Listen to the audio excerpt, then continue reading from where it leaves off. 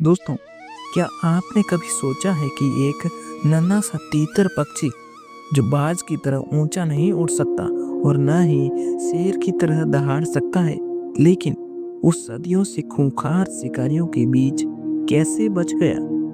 तो इस आज की ये एक ऐसी कहानी है जिसने सबको हिला दिया। किसी जगह एक बहुत बड़ा और घना खेत था जहाँ तीतरों का एक छोटा सा झुंड रहता था। उसी में धीरू नाम का एक तीतर था। धीरू बाकी तीतरों से थोड़ा अलग था।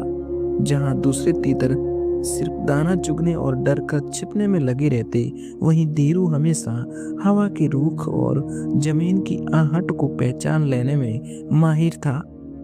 एक दिन अचानक एक अच्छा अनुभवी शिकारी अपने जाल और तीर कमान लेकर उस खेत में आ गया। वो शिकारी बहुत ही शातिर दिमाग का था। उसने ऐसा दाना डाला कि अच्छे अच्छे समझदार पक्षी भी लालच में आ जाए। धीरू के साथियों ने जब उन सुनहरे दानों का ढेर देखा तो वे उसकी तरफ लपकने लगे। धीरू ने चिल्लाकर उसको रोका और बोला, रुको, जिस दाने को उगाने में किसी किसान का पसीना ना गिरा वो दाना एक तरह का मौत का फंदा है। लेकिन उसकी बात किसी ने नहीं सुनी। जैसे ही तीतर दानों पर बैठे, शिकारी ने जाल खींच लिया। धीरू अकेला बाहर रह गया था। अब शिकारी खुश हो गया था, लेकिन धीरू भागा नहीं। उसने देखा कि शिकारी जाल समेटने ही वाला था। उसने एक अजीब सी आवाज निकाली जिससे शिकारी का ध्यान भटक गया। धीरू ने शिकारी के सामने जाकर पंख फड़फड़ाने शुरू किए। जैसे लगा कि वो घायल हो गया हो। शिकारी को ऐसा लगा कि एक तीतर जाल में है और एक बाहर घायल पड़ा है। क्यों ना मैं इसे भी पकड़ लूं।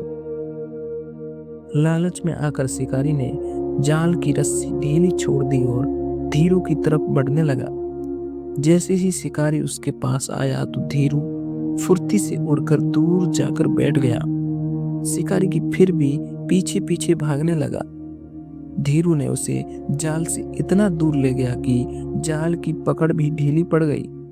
तभी मौका देखते ही जाल में फंसे उन सभी तीतरों ने एक साथ जोर लगाया और जाल लेकर उड़ निकले। अब शिकारी तो बेचारा खाली हाथ रह गया। तब उसे समझ आया कि एक छोटे से पक्षी ने उसे अपने जाल में फंसा लिया था। धीरू ने अपने साथियों को बचा लिया था। तो दोस्तों, तीतर ये जानता था कि उस शिकारी से लड़ नहीं सकता, इसलिए उसने अपनी खोपड़ी का इस्तेमाल किया।